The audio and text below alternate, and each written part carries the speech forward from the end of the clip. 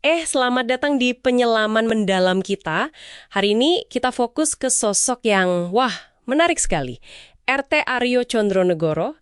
Dia ini administrator pribumi abad ke-19, tapi karirnya itu meroket di Hindia Belanda.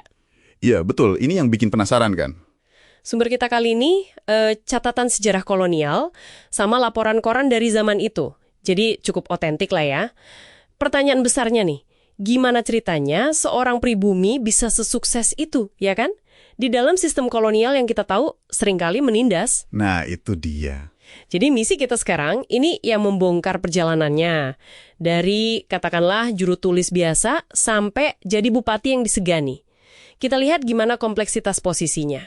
Yang langsung kelihatan menarik dari kisah Condronegoro ini, gimana figurnya itu kayak membuyarkan pandangan hitam putih gitu loh. Penjajah versus terjajah. Dia kan nggak cuma naik pangkat ya, tapi juga dapat penghargaan tinggi. Dan yang paling langka mungkin, dihormati sama orang Eropa dan pribumi sekaligus. Wah, itu dia dua-duanya, jarang banget itu. Iya kan? Makanya langsung muncul pertanyaan, ini gimana dinamika kekuasaan waktu itu kok bisa memungkinkan hal kayak gini terjadi?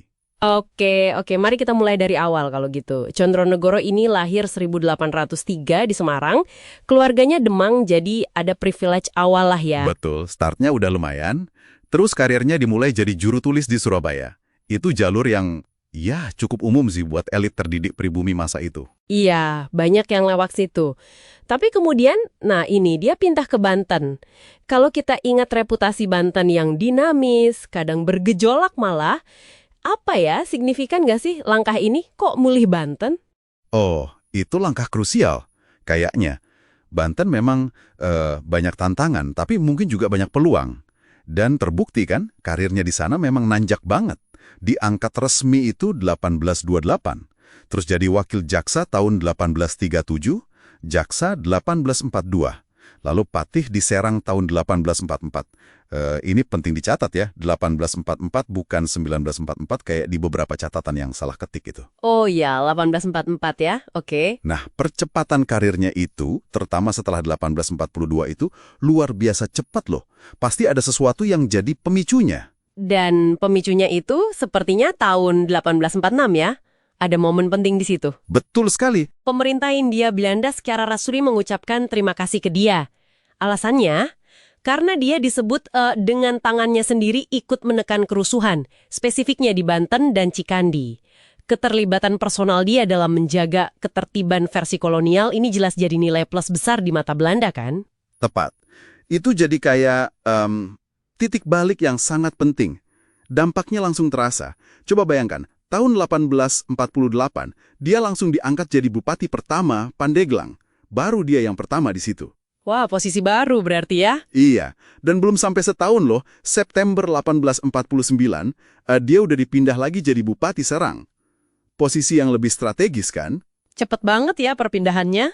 Nah, mobilitas cepat ke jabatan-jabatan penting ini nunjukin banget gimana Belanda itu mengandalkan dia buat stabilitas. Penting banget figurnya buat mereka. Penghargaan juga terus ngalir. Gelar Raden Adipati tahun 1860, terus dapat medali emas besar tahun 1864. Medali emas besar, wow. Iya, ini bukan cuma apresiasi sesaat gitu ya, tapi pengakuan atas kinerja dan loyalitas yang berkelanjutan, konsisten. Penting juga nih buat Anda yang dengerin, kita lihat konteks sistemnya waktu itu. Ini kan berjalan dalam kerangka pemerintahan tidak langsung. Maksudnya gimana tuh? Jadi, gampangnya gini, Belanda itu memerintah lewat perantara. Mereka pakai elit lokal yang mereka tunjuk dan awasi.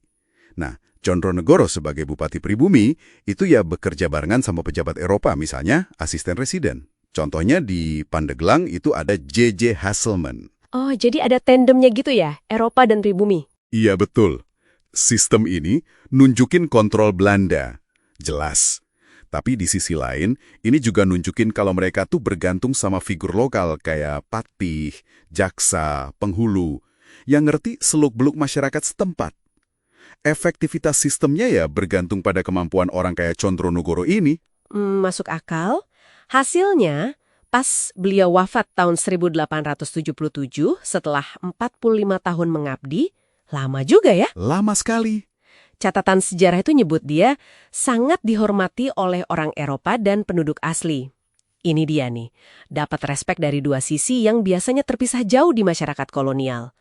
Itu pencapaian yang luar biasa nggak biasa. Iya, respek ganda itu nunjukin kemampuannya bermanuver. Dia bisa menyeimbangkan tuntutan penguasa kolonial dengan, ya paling nggak sebagian, kebutuhan atau ekspektasi masyarakat lokalnya. Itu jelas bukan tugas gampang loh, butuh kelihayan. Pasti sulit sekali itu. Terus, pilihan lokasi pemakamannya itu di Masjid Agung Serang, sesuai wasiatnya.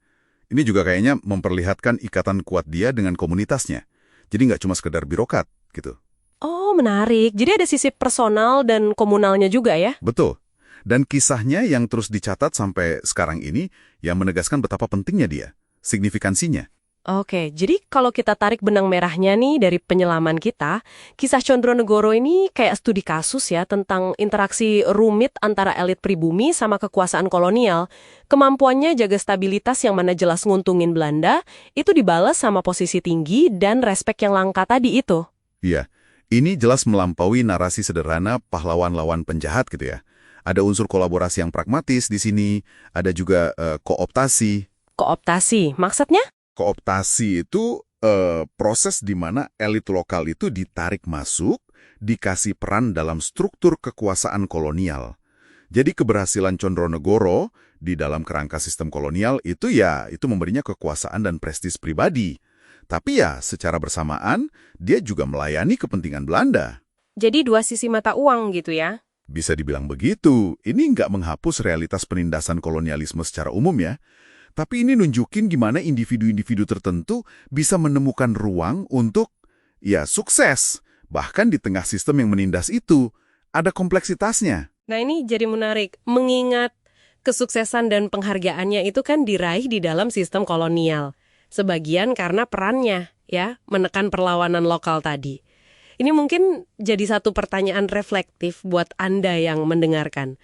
Gimana sebaiknya kita memandang warisan tokoh seperti Condronegoro hari ini? Dengan segala kompleksitas perannya itu. Sesuatu untuk direnungkan mungkin ya?